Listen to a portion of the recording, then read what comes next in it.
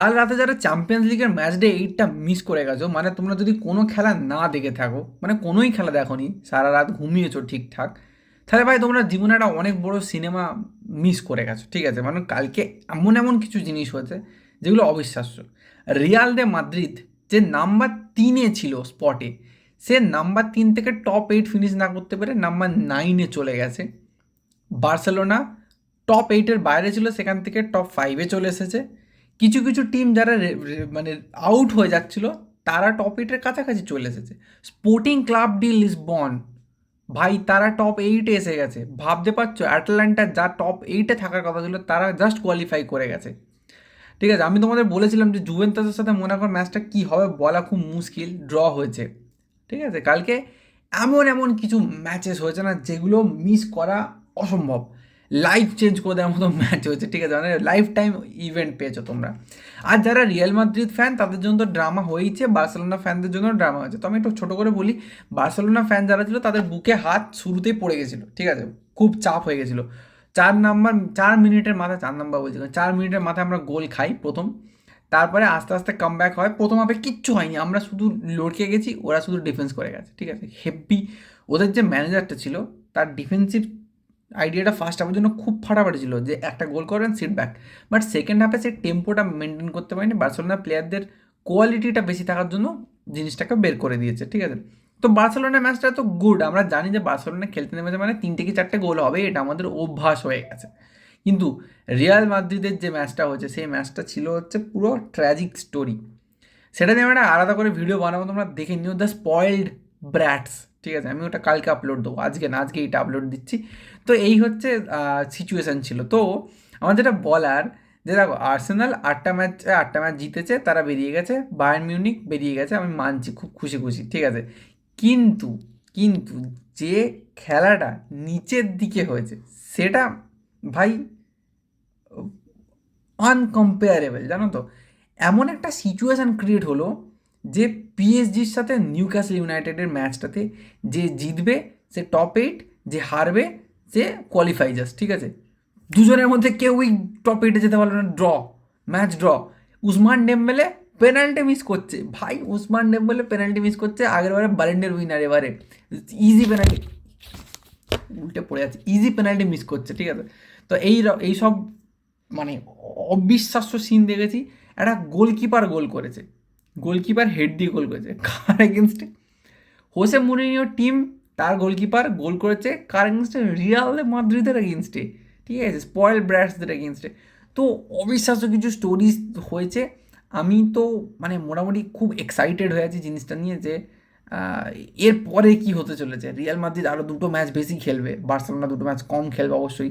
একটু rest fest পেয়ে যাবে ফেব্রুয়ারিতে আমি দুঃখী, কারণ আমি বার্সেলোনার ম্যাচ দেখতে পাবো না। আবার এদিকেও সুখ যে 1:30টার পরে খেলা শুরু হবে না, আমাকে রাত জাগতে হচ্ছে না। হ্যাঁ ভাই, বয়স তো আস্তে আস্তে মাঝ বয়সে তো চলে এসেছে, 25 ক্রস হয়ে গেছে। এবার রেগুলার রাত জাগতে হলে না মাথাটা ফেটে যায় যন্ত্রণায়। ঠিক আছে, তো চাপ লাগে, তো ওই জন্য যদিও ফুটবল ফ্যান, কিছু করার নেই, মাথা যন্ত্রণা ভাড়মে যায়, ওষুধ খেয়ে হলেও খেলা দেখবো।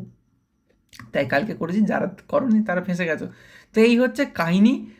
টপ 8-এ যে ক্লাবগুলো এলো তারা ডিজার্ভিং ছিল, খুব ভালো, মানে উপর খাবড় হয়ে গেছে। ঠিক আছে, এরা কি মজাদার সব সিনারিওস কালকে দেখেছি আমরা।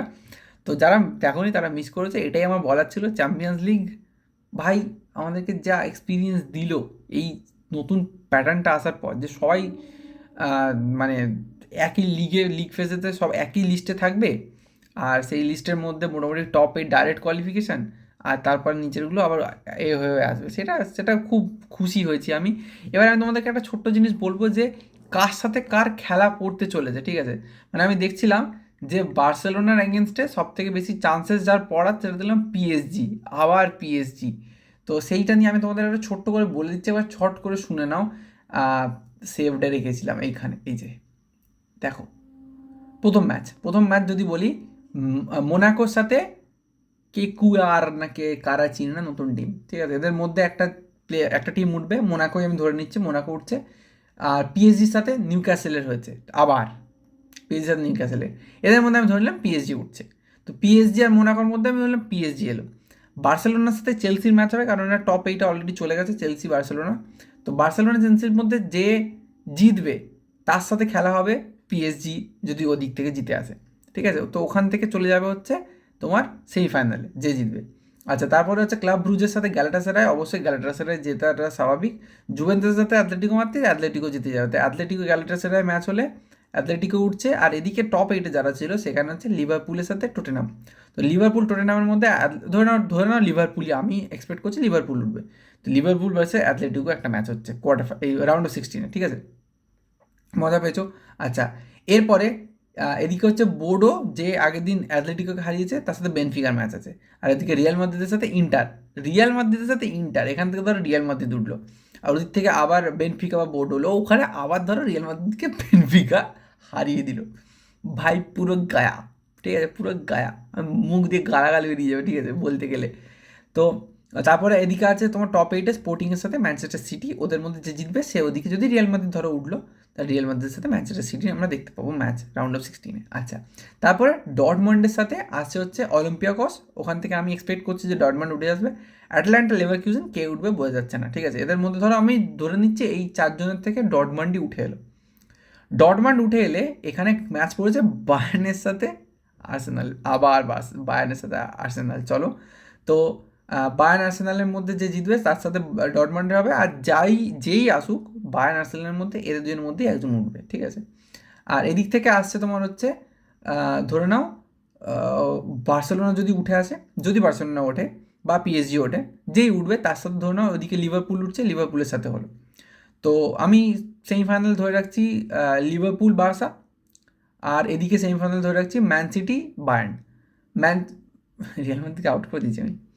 তো ম্যান সিটি বায়ার্নের মধ্যে ধরে নাও বায়ার্ন জিতলো, আর ওদিকে বার্সা লিভারপুলের মধ্যে ধরো আমি এক্সপেক্ট যেটা করছি, লিভারপুলের যা সিচুয়েশন, বার্সা এই মুহূর্তে বেটার।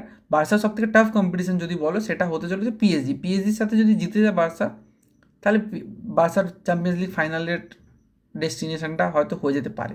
লিভারপুলকে হারানো একটু ইজি হবে এই মুহূর্তে, ঠিক আছে।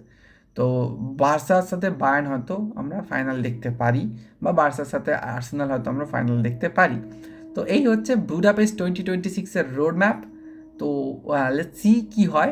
চ্যাম্পিয়ন্স লিগের ভিডিও, চ্যাম্পিয়ন্স লিগের এক্সাইটমেন্ট এই টপ নচ জায়গা চলে এসেছে, আমার ভিডিও করা হয়ে গেল। আর একটা আমরা স্পয়েল ব্র্যাটস নিয়ে একটা ভিডিও করবো, চলো বাই।